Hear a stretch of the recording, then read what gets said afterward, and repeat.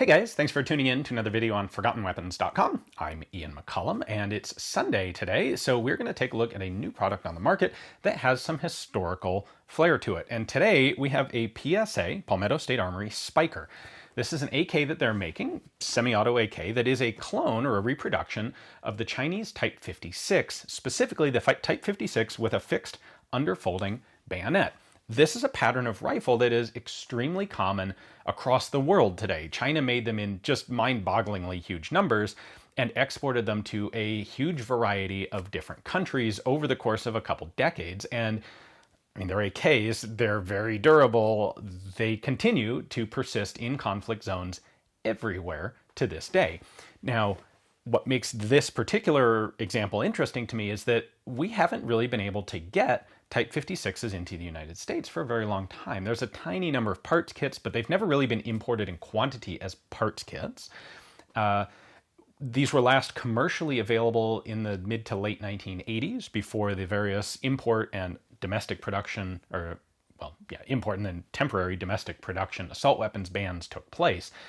Essentially, Chinese manufacturers had to stop making things like the underfolding bayonet model in order to meet US import requirements. They then had to do things like thumbhole stocks and other modifications to the guns, which mean the existing original Chinese semi-auto commercial versions of this gun they're not hugely scarce today, but there's a huge premium on them because they're no longer available. They haven't been imported for 30 years.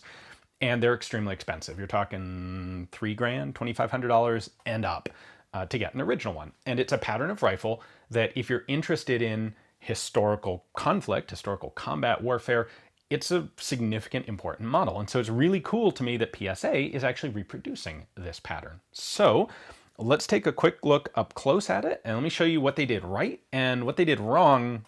Spoiler though, they did a lot more right than they did wrong. This is a very nice rifle. All right, first things first, PSA ships these with Magpul magazines. The first thing you do is take this and chuck that out of the way and replace it with a proper Chinese-made stamped, aka flatback. They don't have the ridge back here. Replace that with a Chinese magazine, and now you've got the proper look. I get why Magpuls are included with the guns. They're a new production. These are not, but really, if you're going to spend the money and get a reproduction of a rifle with this thing, you really need to have the proper magazine with it too. But anyway, on to the significant issues. You might wonder, is it just the underfolding spike bayonet that makes this different? And the answer is no. The Chinese actually made a fairly significantly distinct AK from the Russians. Now, initially, when the AK is the Type 3, the original, the mass production milled receiver guns, China and Russia, China and the Soviet Union, are on friendly terms. They're sharing technology, and the Soviet Union helps China develop helps them tool up and produce milled receiver AKs.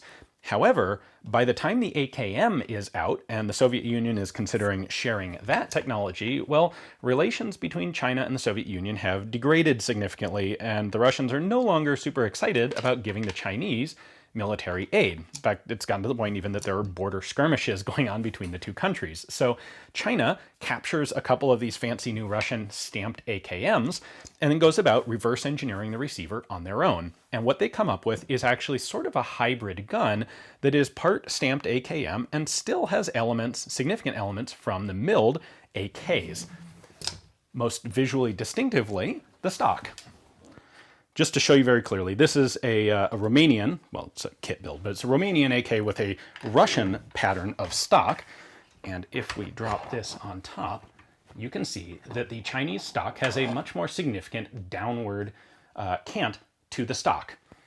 And the reason for that is that this is how the original milled AKs were, and the Chinese just kept the stock profile. Same goes for the grip. The pistol grip is wood, does have a metal ferrule up at the top here, and it's just a subtly different shape than a typical wooden AKM grip. Again, the Chinese basically kept the original milled AK pattern.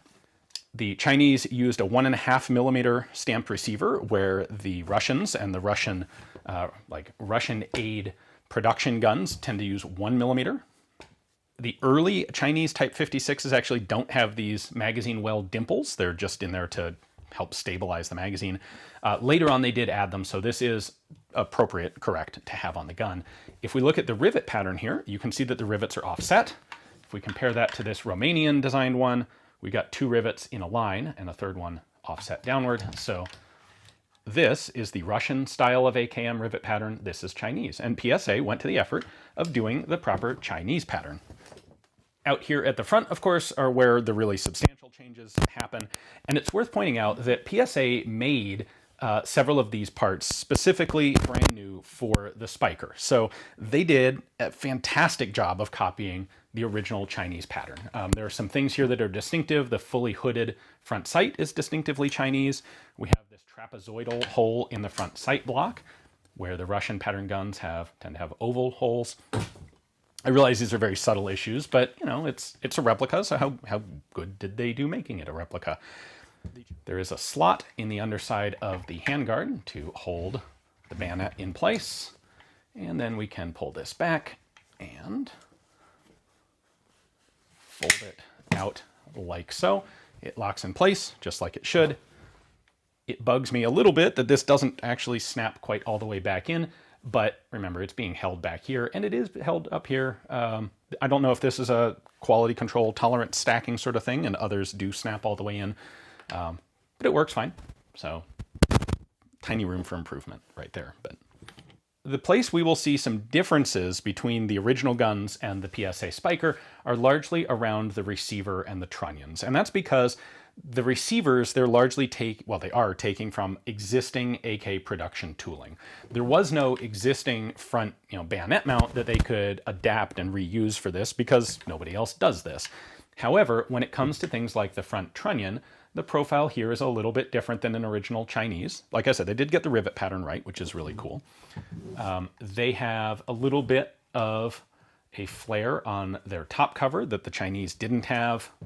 The Chinese have just a flat surface here instead of a recess cut. Some of those little elements that really they're totally non-practical issues, and they're only pretty subtle visual issues if you're that concerned about the exact replication of these little details.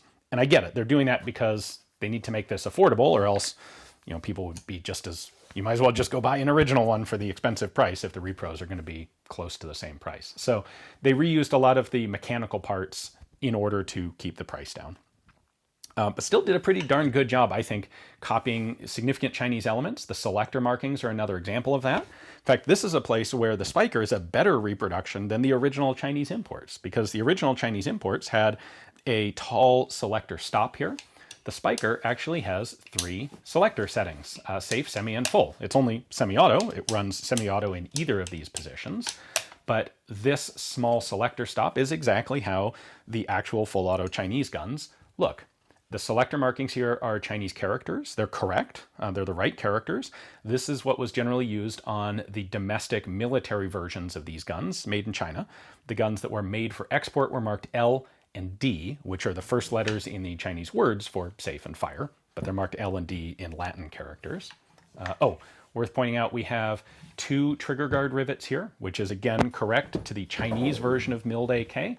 The Russian, like this Romanian gun I have here, have 4 trigger guard rivets.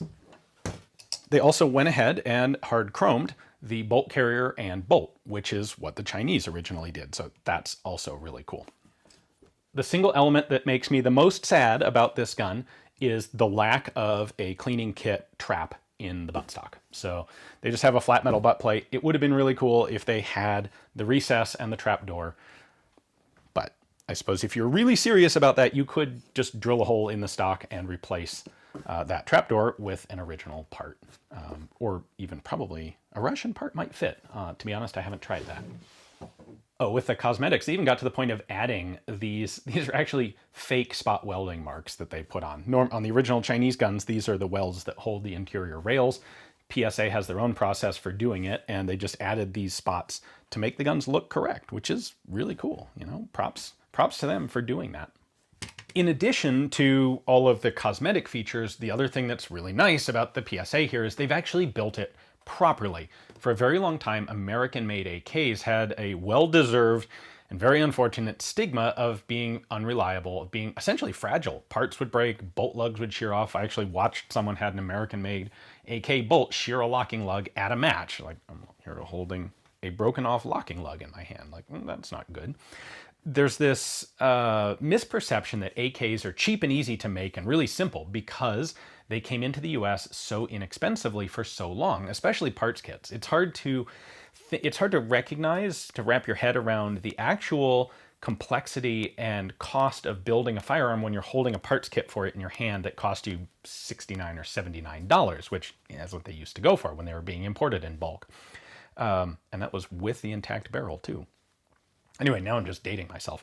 The thing with AKs is the countries that set up factories to build them did so with lots of government military money. They did spend the significant amount of money that was required on tooling and processes and R&D and quality control to make really good, durable rifles. And that's why the AK has such a good reputation overall.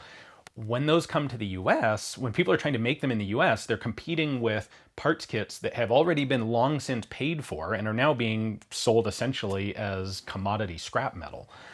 And it's really hard to make all the parts correctly. This, most importantly, is going to be bolts, bolt carriers, and trunnions. They need to be forged. You can't just take random soft metal, cut it to the right shape, and expect it to work long term. They have to be, forged is best. They certainly have to be milled and heat treated correctly.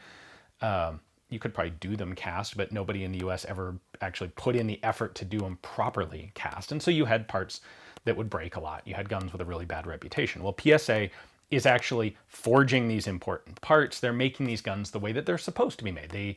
They have the volume of sales necessary to justify the expenditure in proper tooling, proper manufacturing process for these guns. Are a very cool new product as a replica if you're looking for historically relevant and interesting variations on the Kalashnikov. The Chinese Type 56 is a very important one, and now PSA has them. Price on these, I looked it up just before filming, is typically $1,100. They do also offer a Type 56 without the underfolding bayonet. That's $100 cheaper. That's also a very common rifle to find worldwide. Perhaps not as absolutely not as visually interesting as the one with the underfolders. The Chinese are the only people who did underfolders, the Chinese and the people that the Chinese helped to make AKs. So anyway, PSA sent me this rifle to film for you guys. Full disclosure there. I expect I will be doing some shooting with it. We'll probably take it to a 2-gun match at some point here because it's a really nice gun. It's fun to shoot. It's reliable. It's durable. And it looks really neat. Hopefully you guys enjoyed the video. Thanks for watching.